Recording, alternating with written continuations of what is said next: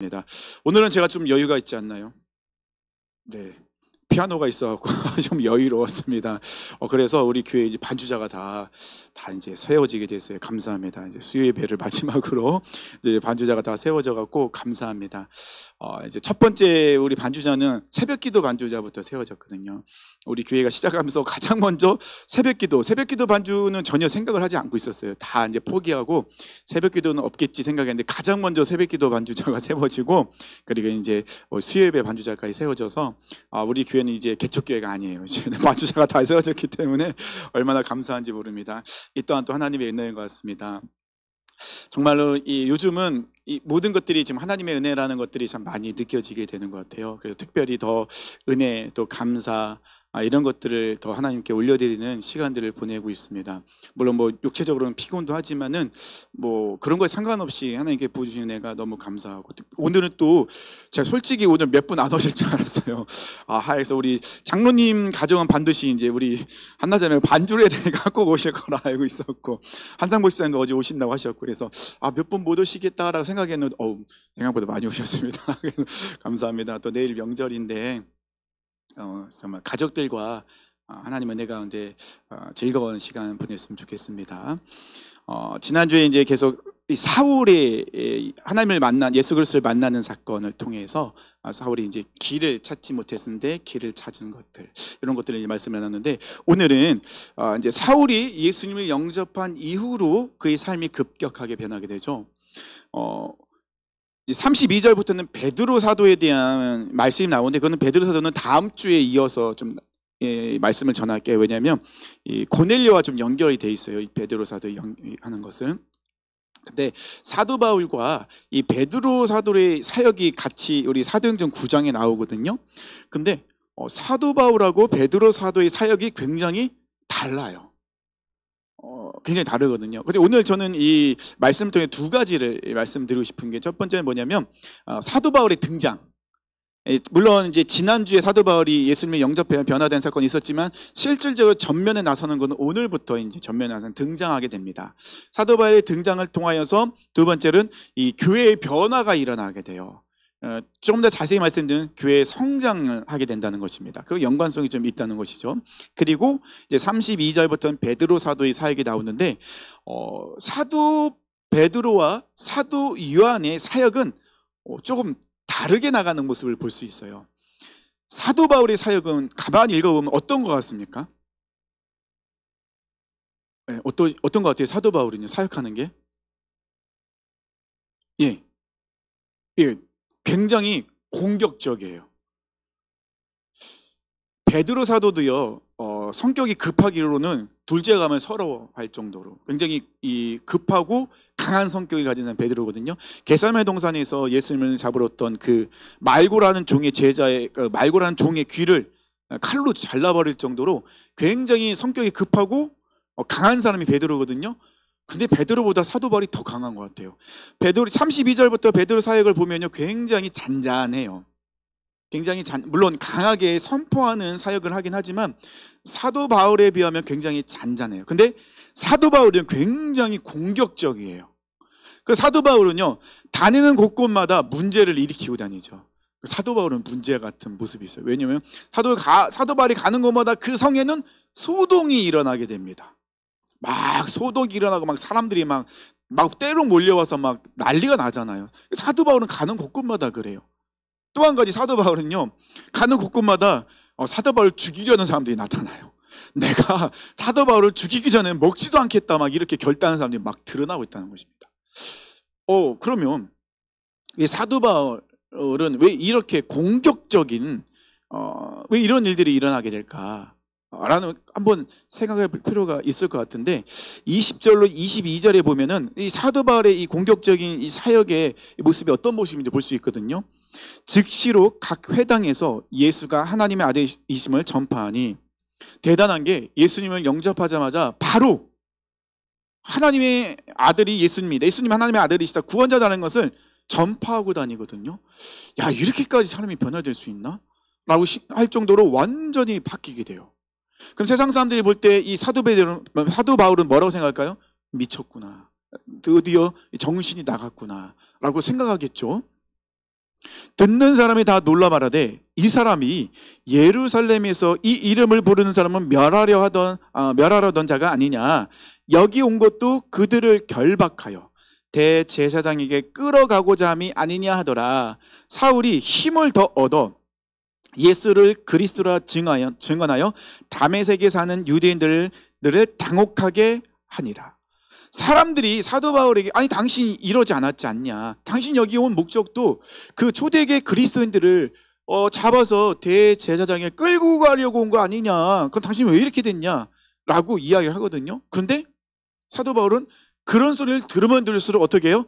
더 힘을 내서 예수 그리스도를 증언하는데 다메섹에 사는 유대인들이 당혹하게 만들었다는 것입니다.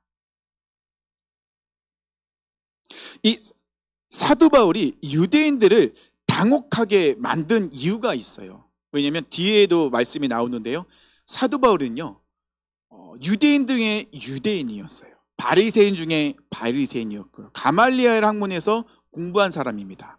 그러니까 유대주의에 아주 정통한 사람이었고 율법에 정통한 사람이었고 선민주의 사상에 가득 차 있는 사람이 사도 바울이었어요.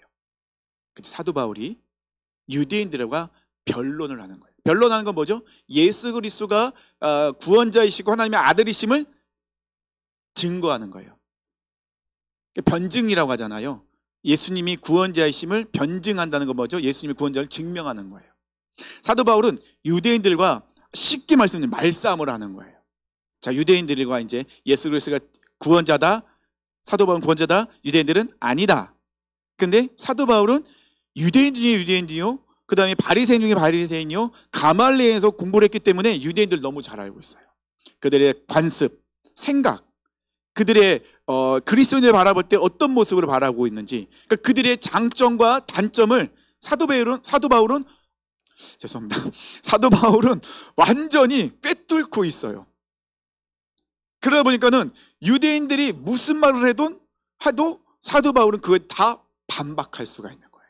왜냐하면 사도 바울은 성경에 능통했잖아요. 성경을 잘 알고 있는데 그러니까 복음주의적으로 예수 그리스도로 성경을 보지 못할 때는 보이지 않던 것들이 예수 그리스도로 성경을 보니까는 모든 것이 다 꿰뚫어지더라는 거예요. 구속사적으로 구약 성경이 딱 꿰뚫어지니까 사도 바울이 변론을 하면은 유대인들이 아무 말도 할 수 없는 거예요. 너무 정확하게 이 구약 성경을 이야기하거든요. 그리고 예수님이 구원자이심을, 예수님이 그리스도이심을, 예수님이 우리가 유대인들이 그토록 기다리는 메시아이심을 변증하는데 아무도 반박을 못하는 거예요. 그러니까 유대인들이 어떻게 해요? 당혹할 수밖에 없는 거예요. 왜냐면 말빨로 완전히 밀리거든요. 근데 이게 억지가 아니거든요. 이 사도 바울은요, 이 편지를 읽어보면 굉장히 논리적이에요. 굉장히 논리적이고 기독교가 기독교되게 만든 사람이 사도 바울입니다. 예수님, 그러니까는 기독론이라고 하죠. 기독론. 그건 예수님에 관한 그 신학이거든요. 그것을 완전히 정립한 사람이 사도 바울이에요. 그러니까 신학적으로 굉장히 정립을 완벽한 사람이 사도 바울이거든요. 그러다 보니 유대인들이 어떻게 할 수가 없는 거예요. 사도 바울은 굉장히 공격적으로 유대인들과 어디서든지 그냥 변론을 하는 거예요. 그들과 다투는 거예요. 사도 바울의 성격상 지구는 못 살거든요. 그러니까 유대인들이 다 이 사도 바울에게 아무 말도 못하고 다 밀려나는 거예요. 예수님이 계실 때는 유대인들이 예수님에게 말씀을 할 때 예수님은 굉장히 부드럽지만은 정확하게 지혜롭게 말씀하시잖아요. 사도 바울은 그렇게 하지 않습니다. 왜 그러냐면 사도 바울 마음이 굉장히 뜨거운 것 같아요. 우리도 예수님 처음 믿었을 때 그 첫사랑이 막 가슴에 불붙을 때는 안 뜨거우셨나요? 뜨거우셨죠. 반응이 좀 다른데.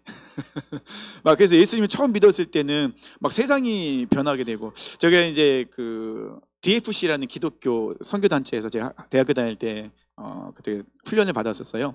근데 후배 중에 굉장히 그 자매인데 뭐라고 해야 되죠? 감성적인 자매예요. 이 자매가 얘기했는데 예수님을 영접하고 그 자매가 마음이 바뀌었을 때 어떤 말을 하냐면 모든 것이 다 아름다워지더래요. 햇빛도 아름답고 진짜 그렇게 들린대요. 이 새가 지저귀는 소리가 예수님을 찬양하는 소리처럼 들린대요. 저는 경험하지 못해서 이해가 안 됐는데 어쨌든 뭐 그렇대요. 막 그래서 모든 게 다 막 나무도 이쁘고 돌도 이쁘고 안 이쁜 게 없대요. 사람도 다 이뻐 보인대요. 그렇게 예수님을 경험하고 만나고 났을 때 그 마음이 완전히 바뀌된, 그러니까 사도 바울이 완전히 마음이 뜨거워진 거예요. 유대인들을 굴복시키는가 보죠. 안타까워서. 그들은 지금 잘못된 진리를 따라가고 있고 지금 여전히 메시아를 기다리고 있는데 메시아가 왔는데도 불구하고 메시아를 기다리고 있고, 그런데 결과적으로 어떻게 그 메시아를 자기들이 죽였잖아요. 어떤 무서운 말을 하죠? 그 피를 우리와 우리 자손에게 돌리라는 너무나도 끔찍한 무서운, 아니 자녀들이 무슨 죄가 있다고, 자손들이 무슨 죄가 있다고 그 의인이신 예수님의 핏값을 그 자녀들에게 돌립니까? 이렇게 무서운 말을 했던 사람들이 유대인들이에요. 근데 사도 바울은 그 유대인들을 이 하나님의 말씀으로 이 구속사적으로 성경을 꿰뚫어 있기 때문에 정확하게 그 성경으로 이 유대인들을 완전히 굴복시키고 있었어요. 그러다 보니 유대인들이 생각할 때 이 사도 바울은 어떤 사람이에요? 죽여야 되는 존재인 거예요. 사도 바울이 그냥 내버려 뒀다가는 어떻게 되는 겁니까? 지금 유대교가 완전히 무너지게 생긴 거예요. 아무리 많은 유대인들, 아무리 뛰어난 그런 유대 그 학자들이 와도 사도 바울이 이길 수가 없는 거예요.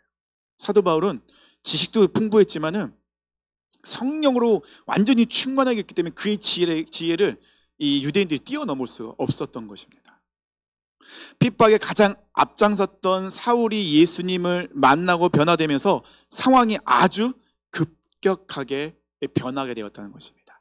사도 바울은 그 누구보다 핍박하는데 앞장섰던 사람이에요. 하나님께서는요, 사람의 성격을 사용하시는 것 같아요. 사도 바울은요, 굉장히 강하고 급하잖아요. 그래서 핍박하는데도 가장 앞장섰던 사람.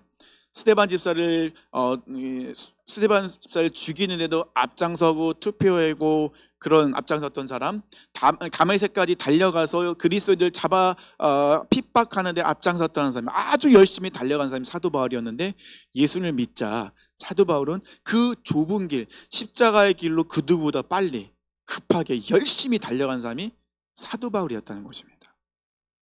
그러니까 하나님은 정말 사람의 성향대로 사용하시는 것 같아요. 그래서 저는 굉장히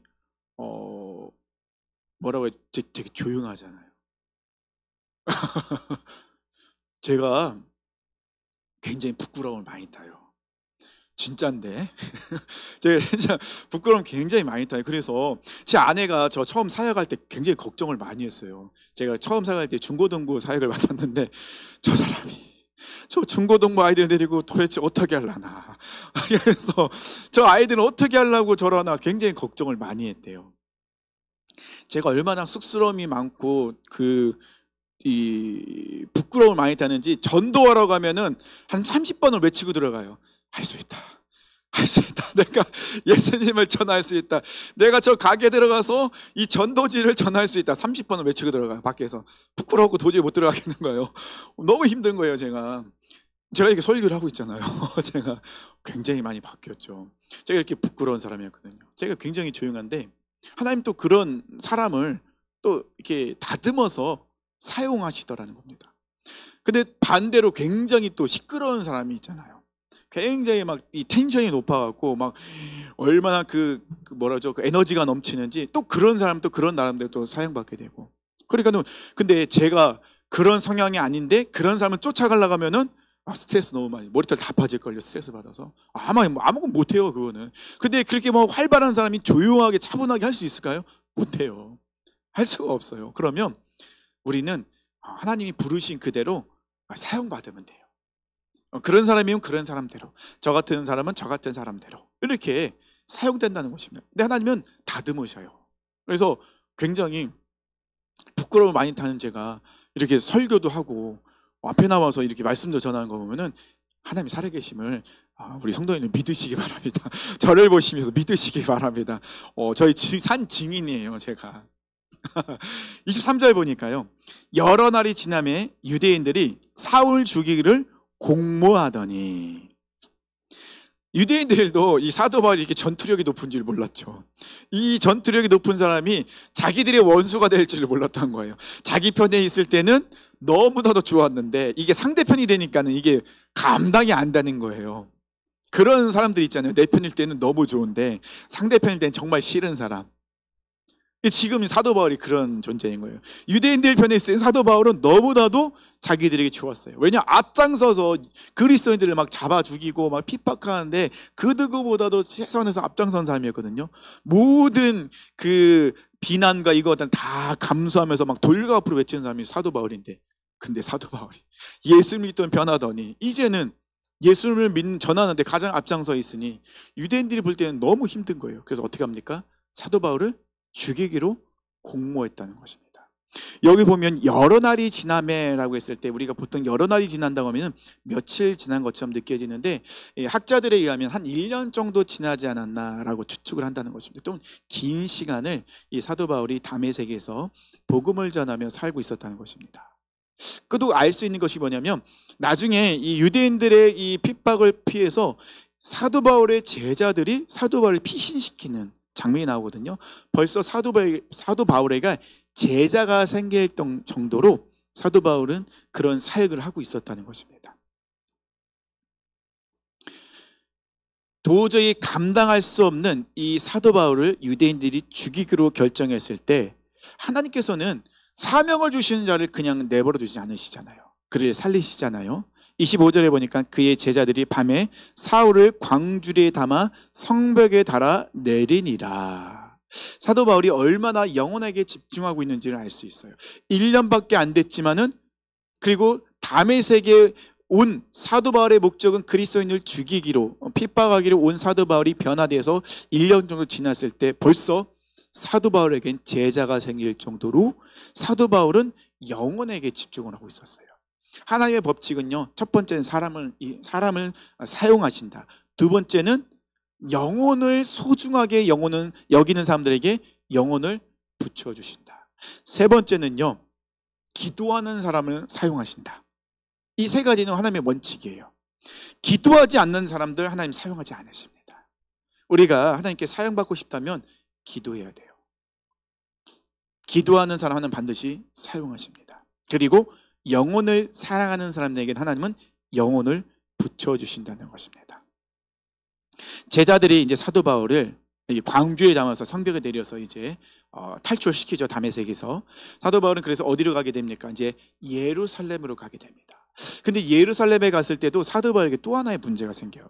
26절에 보니까요, 사울이 예루살렘에 가서 제자들을 사귀고자 하나 다 두려워하여 그의 제자됨을 믿지 아니하니. 사도 바울의 옛 모습은 어떤 사람이었습니까? 그리스도인들이 핍박하는 사람들이었잖아요.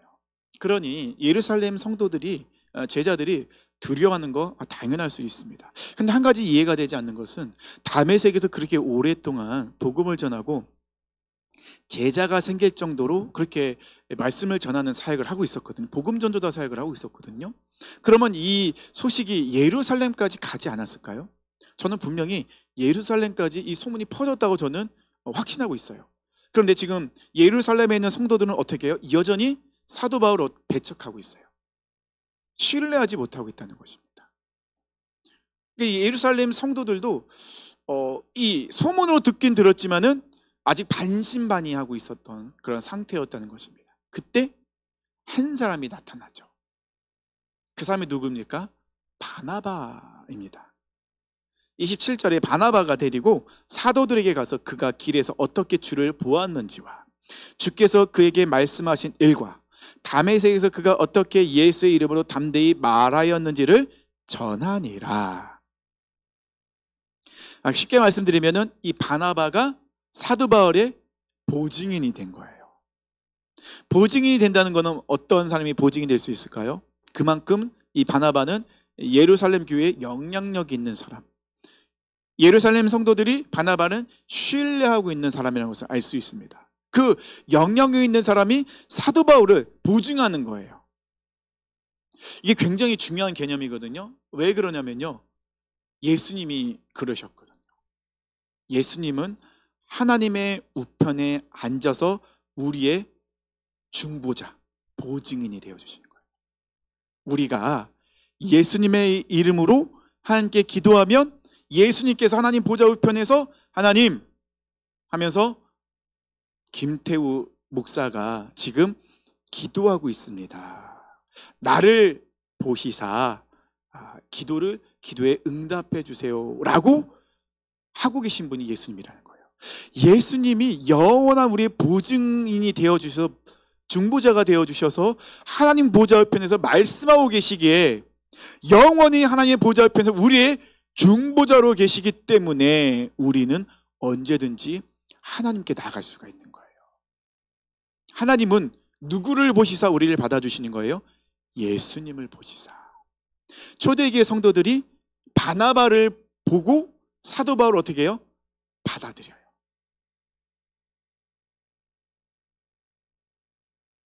하나님은 반드시 사람을 통해 일하신다 말씀하셨습니다. 우리는 혼자 사역을 할 수 없어요.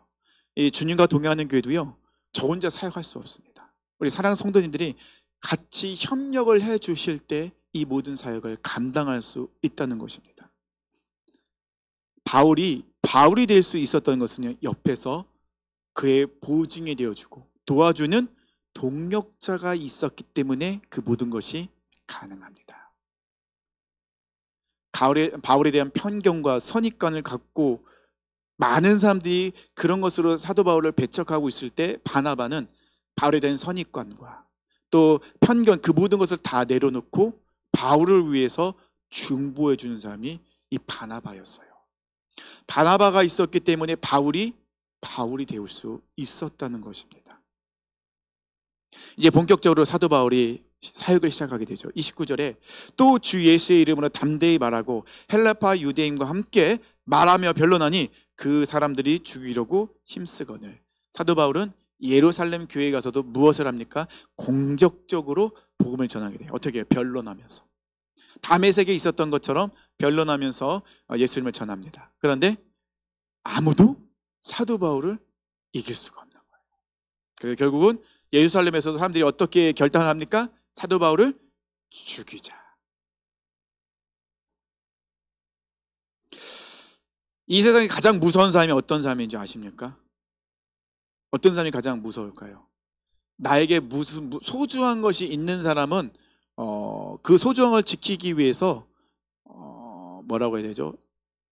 조금 겁을 내야 된다고 해요. 그런 것들이 있는데, 진짜 이 세상에 가장 무서운 사람은요, 가진 것이 아무것도 없는 사람. 가진 것이 아무것도 없는 사람이 가장 무서워요. 그 대표적인 사람이 사도 바울이에요.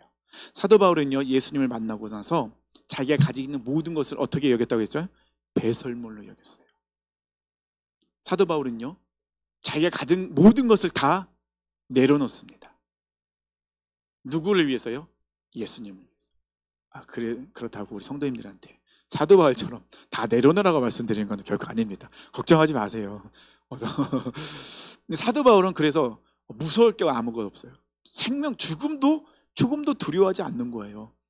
왜냐하면 사도 바울은 진리를 경험하고 만났기 때문에. 그렇기 때문에 그는 정말로 목숨을 걸고 복음을 전하는 그런 사람이 되었다는 것입니다. 사도 바울이 이렇게 아까 말씀드렸는데 혼자 우뚝 선 것은 결코 아니에요. 사도 바울이 이렇게 우뚝 설 수 있었던 것은 그 옆에 누가 있었기 때문이에요? 바나바가. 그 옆에 함께하는 동역자가 있었기 때문에. 사도 바울의 편지에 보면 항상 동역자의 이름이 나오잖아요. 사도 바울은 동역자들이 참 많았어요. 사도 바울은 혼자서 그 모든 사역을 감당했던 것이 결코 아니었다는 거예요. 우리 주님과 동행하는 게 모든 성도님들도 이런 바나바 같은 사람이 되었으면 좋겠습니다. 그래서 우리가 세 가족 오는 팀을 우리가 바나바 팀이라고 보통 많이 이야기하잖아요. 왜냐하면 바나바는 정말 사람을 잘 세워줬어요. 바나바는 마치 어머니 같았어요.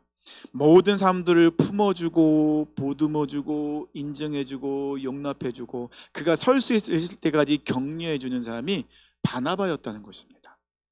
그러니까 사도 바울은 어떤 모습이에요? 아버지 같은 모습. 굉장히 앞장서서 진취적으로 모든 것을 이끌어가는 역할을 했다는 사람이 사도 바울이었다는 거죠. 그러면은 그런 사도 바울 같은 사람도 있어야 되고 바나바 같은 사람도 있어야 되고 그리고 저 같은 사람도 있어야 되고 이런 사람들이 다양하게 모이는 것이 교회라는 것입니다. 그러면 예루살렘 교회가 교회다워질 수 있었던 그런 역할을 했던 것이 뭐냐? 사도 바울을 받아들이는 사건. 사도 바울을 받아들인 예루살렘에서 교회가 사도 바울을 받아들인 사건 이후로 베드로 사건이 베드로 사역이 나오게 됩니다. 베드로 사역은 어떤 사역입니까? 요바에서도 막 일을 하게 되는데 그 뒤로 어떤 사역을 하게 되죠? 백부장 고넬료를 찾아가서 고넬료와 만나서 그들에게 복음을 전하는, 즉 이방인 선교가 활짝 열리는 것이 사도 바울의 회심과 예루살렘 교회에서 사도 바울을 받아들이는 사건 이후로 이제 그런 놀라운 변화가, 실질적인 예루살렘 교회가 하나 되는 모습이 일어나게 되었다는 것입니다. 그 전까지는 예루살렘 교회에서 많은 배척이, 같은 그리스도인조차도 좀 받아들이지 못하고 배척하는 모습들이 있었는데, 이 사도 바울 사건을 이후로 정말 예루살렘 교회는 정말로 모든 사람을 다 받아들이는 역사가 일어나게 되었다는 것입니다. 사도 바울의 등장으로 초대교회가 일어나게 되는데 어떤 변화가 일어나죠? 31절에 보니까요, 그리하여라고 하는 단어를 보면은 앞에 있는 무슨 사건 이후로 나타난 일이라는 것이죠. 온 유대와 갈릴리아와 사마리아 교회가, 자 보십시오, 온 유대와 갈릴리아 사마리아, 이건 예수님께서 지상 명령하신 거죠. 땅끝까지 전하라는 그 말씀이 지금 어떻게 해요? 지금 이루어진 거예요. 왜냐하면 온 유대와 갈릴리아 사마리아에 교회가 세워졌어요. 그래서 온 유대와 갈릴리아 사마리아 교회가 평안하여 든든히 서가고 주를 경외함과 성령의 위로로 진행하여 수가 더 많아지니라. 이 그리하여 사건을 알려면은 그 전 말씀을 보면 되겠죠. 그 전 말씀이 뭐죠? 30절, 형제들이 알고 가이사라로 데리고 내려가서 다소로 보내니라. 누구를요? 사도 바울을 다소로 보냅니다. 그 말은 뭐냐면요, 사도 바울이 예루살렘 교회에 있을 땐 예루살렘이 너무 시끄러웠어요. 누구 때문에요? 사도 바울 때문에. 사도 바울은 만나는 족족 모든 사람들과 막 다 말은 하네요. 그들에게 복음을 전하고 왜 못 믿냐고 막 전하고 설득하고 그들을 변화시키고 막 그들을 굴복시키는 일이 있다 보니 예루살렘이 굉장히 시끄러운 그런 동네가 돼버린 거예요. 그런데 사도 바울이 다소로 내려가는 사건과 동시에 이 교회가 어떻게 되어 있고요? 평안하여 든든히 서갔다. 그 말은 뭐냐면, 참 재밌는 게 뭐냐면요, 교회의 부흥과 성장이 일어날 때의 그 상황을, 모습을 보면요, 대부분 거의 굉장히 큰 핍박이 있을 때, 핍박이 있은 후에 교회가 굉장히 강력한 부흥이 일어난 것들을 많이 보게 돼요. 사도행전 처음에도 보면요, 사도들이 감옥에 갇힌 사건 이후로 성도들이 무엇을 하게 됩니까? 모여서 기도를 하게 돼요. 기도를 하면서 교회가 굉장히 강력한 부흥의 역사가 일어나요. 스데반 집사의 순교 이후로 굉장히 큰 핍박이 일어납니다. 핍박이 일어났는데 교회가 무너질 것 같은데 교회는 절대로 꺾이지 않아요. 무너지지 않아요. 교회가 핍박을 당하자 성도들이 흩어지게 되고, 흩어지면서 어떻게 되죠? 곳곳에 무엇이 생기게 됩니까? 교회가 생기게 됩니다. 그리고 그 교회들이 어떻게 해요? 평안하여 든든히 서가기 시작하더라는 것입니다. 우리나라 같은 경우도 일제강점기 때 많은 교회가 문을 닫았어요. 교회로 모이지 못하고 많은 교회가 문을 닫았습니다. 그런데 교회가 문은 닫았지만 믿음은 꺾이지 않았어요. 도리어 곳곳에 숨어서 많은 그리스도인들이 모여서 기도하고 가슴을 치며 눈물을 흘리며 하나님께 나갔다는 것입니다. 6.25 이후로 굉장히 교회가 6.25 때 핍박을 많이 당했잖아요. 그래서 북한에 있는 많은 신앙인들이 남한으로 내려왔어요. 왜? 워낙 핍박이 심해서 내려왔습니다. 그 신앙인들이 내려오면서 우리 대한민국은 어떻게 됩니까? 큰 부흥을 경험하게 됩니다. 정말 놀랍습니다. 근데 교회가 언제 쇠퇴하기 시작한지 아십니까? 교회가 언제 무너지기 시작한지 아십니까? 평안했을 때, 교회가 풍족해졌을 때, 그때 교회가 무너지기 시작합니다. 참 아이러니하지 않나요? 유럽 교회가 교회의 황금기를 이루고 있을 때 교회가 무너지기 시작합니다. 자, 그러면 핍박당할 때와 평안할 때 도대체 무엇이, 어떤 것 때문에 이런 그 핍박 속에도 교회가 부흥하게 되고 평안 중에, 풍족함 중에 교회가 무너지게 되었을까요? 도대체 무엇 때문에 그렇게 됐을까요? 곰곰이 생각해보고 여러 자료를 찾아봤는데 공통적으로 하는 말이 있습니다. 뭐냐면요, 하나님 중심의 삶. 핍박당할 때는요, 모든 성도인들이 철저하게 하나님 중심의 삶을 살았어요. 굉장히 간절한 사모함이 그 마음에 있었다는 것입니다. 핍박당할 때는요, 사람들이 핍박할 때는 사람들이 그 핍박 때문에 도망가고 또 배교할 줄 알았더니 아니더라는 겁니다. 핍박을 당하면 당할수록, 어려움을 당하면 당할수록, 큰 문제가 오면 올수록 어떻게 합니까? 더 하나님 중심의 삶을 살려고 몸부림치더라는 것입니다. 말씀을 읽고 묵상하고 더 철저히 기도하고 더 무릎 꿇고 그렇게 하나님 중심의 삶을 살았대요. 그런데 교회가 풍족해지니까, 교회가 평안해지니까는 교회가 하나님 중심에서 세속주의로 바뀌더라는 겁니다. 그때부터 교회 안에 세속주의가 들어오기 시작했대요. 교회가 세속주의가 들어오자마자 일어나는 첫 번째 일, 사람들이 기도를 하지 않더래요. 무릎 꿇지를 않더래요. 부르짖지를 않더래요.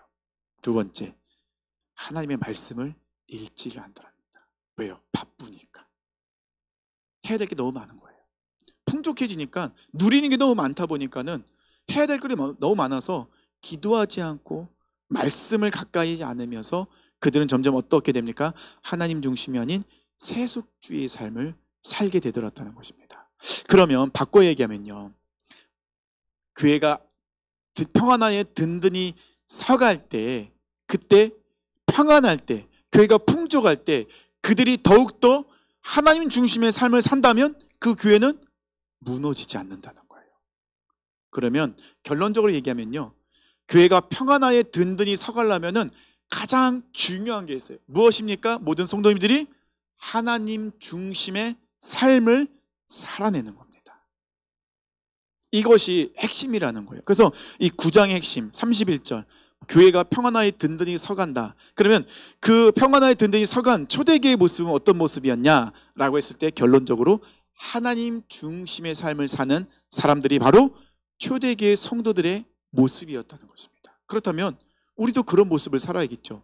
그럼 초대교회 성도들은 어떻게 하나님 중심의 삶을 살았을까요?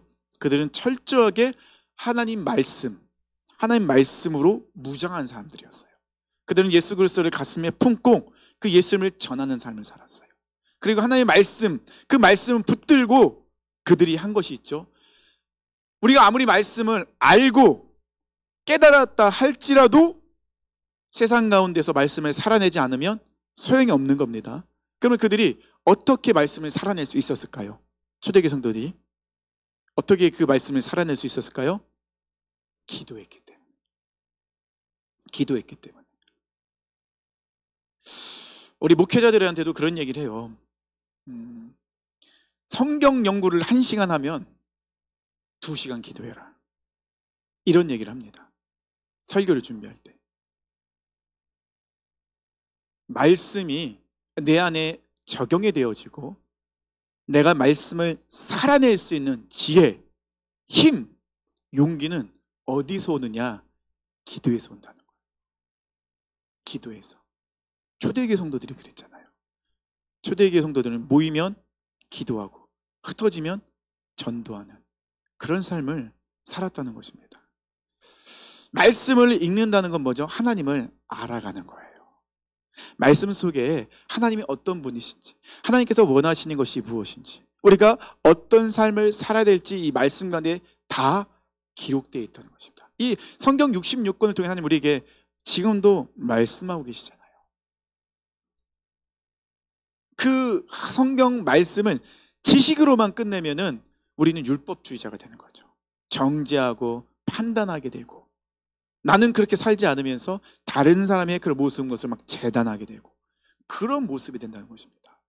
근데 이 말씀을 통하여서 하나님을 알아가는 지식이 우리 안에 들어왔을 때 그 지식이 우리의 외적으로 표현될 수 있는 그런 지혜와 힘과 능력은 기도를 통하여서 그 모든 것이 바깥으로 표현되어지고 그 말씀을 살아낼 수 있게 된다는 것입니다.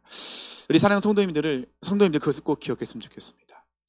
저는 우리 교회가 평안하에 든든히 서가는 교회가 되었으면 좋겠습니다. 지금도 그렇게 되어지고 있고요. 그래서 우리가 그렇게 되기 위해서 지금도 이번 주는 좀 쉬고 있잖아요. 명절이니까 잠깐 쉬고 있지만은 우리가 그 성경 통독을 계속 하고 있어요. 그리고 우리가 하루 30분 기도하자고 계속 말씀을 전하고 이야기하고 있죠. 지금 이제 계획은 성경 통독이 한 10월 중순쯤 되면 끝날 것 같아요. 그러면 11월, 12월 한 2달 정도가 남거든요. 그럼 2달 정도는 제가 이제 고민하고 있는 것은 뭐냐면 2달 정도는 제가 말씀을 계속 이제 우리가 읽는 것이 더 이상 단톡방에 안 올라오니까 그때는 무엇을 할까 고민하다가 지금 생각 중인 게 뭐냐면 이 성경 개략적인 그 나와 있는 동영상이 있어요.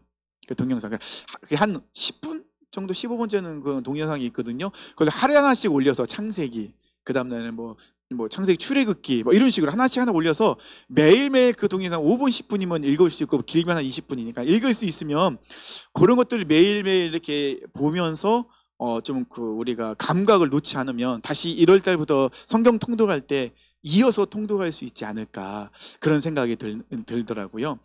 그래서 지금 그것도 제가 고민하고 있는 것 중에 하나입니다. 제가 이렇게 사서 고생을 하는 이유가 뭐겠습니까? 우리가 말씀을 읽지 않으면, 그걸 놓지 않으면, 말씀을 자꾸 놓게 되면은, 말씀을 붙들지 않으면 우리 안에 세속주의가 언제든지 들어오게 돼요. 세속주의가 이게요 굉장히 쉽게 우리 안에 들어와요. 우리가 잠깐 방심하면 들어온다는 겁니다. 굉장히 무서운 거예요. 그래서 늘 깨어 기도하라고 하잖아요. 우리 대적 사단 마귀가 우리를 삼킬죄를 언제든지 지금 찾고 있잖아요. 언제든지 돌아다니면서 기회는 되면은 삼키려고 사탄이 그렇게 돌아다니고 있는데 우리가 긴장을 놓으면 안 되잖아요. 우리 사랑하는 성도님들, 오늘 말씀 속에 그거 하나만 꼭 기억했으면 좋겠습니다. 어떤 걸 기억하면 됩니까? 하나님 중심의 삶. 요 하나는 꼭 기억해야 됩니다. 하나님 중심의 삶을 우리는 살아야 돼요. 하나님 중심의 삶을 사는 사람은 그것이 바로 능력 있는 삶을 살아내는 겁니다. 꼭 막 병자를 고치고 환상을 보고 막 예언을 하고 막 이런 것만이 능력의 삶이 아니에요. 진정한 능력의 삶은 뭐죠? 하나님 중심의 삶을 사는 거. 정말 삶 속에서 말씀을 살아내는 거. 이것이 정말로 능력 있는 삶이라는 것입니다. 제가 항상 꿈꾸며 기도하는 것이 그겁니다. 하나님, 우리 사랑하는 모든 성도님들이 정말 누구나 하나 빠짐없이 다 하나님 중심의 삶을 살기를 원합니다. 철저하게 말씀과 기도로 무장하여서 하나님 중심의 삶을 살기 원합니다. 항상 말씀의 결론은 그거예요. 말씀과 기도. 모든 것의 결론은 말씀과 기도. 그거는 뭐 진리이기 때문에 어쩔 수가 없습니다. 우리가 그것을 놓치고는 우리가 하나님의 사람으로 살아갈 수 없습니다. 사랑하는 성도님들, 꼭 하나님 중심의 삶으로 사시면서 승리했으면 좋겠습니다. 우리 사랑하는 성도님들을 그런 하나님 중심의 삶을 사는 성도님을 통하여 우리 주님과 동행하는 교회가 평안하게 든든히 서갔으면 좋겠습니다. 그리고 우리가 하나님 중심의 삶을 살기 때문에 한 영혼이 눈에 들어왔으면 좋겠어요. 내가 품어야 될 영혼, 내가 용납해 줘야 될 영혼, 인정해 줘야 될 영혼, 그 영혼들이 우리 안에 들어왔으면 좋겠습니다. 우리가 다 바나바가 됐으면 좋겠고 다 사도 바울이 되었으면 좋겠습니다. 영혼들을 품어주고 또 그들을 위해서 기도해주고 아파할 때 같이 아파하고 기쁠 때 같이 기뻐해 줄 수 있는 우리 교회가 되었으면 좋겠습니다. 사랑하는 성도님들 꼭 그렇게 승리하시길 축원합니다.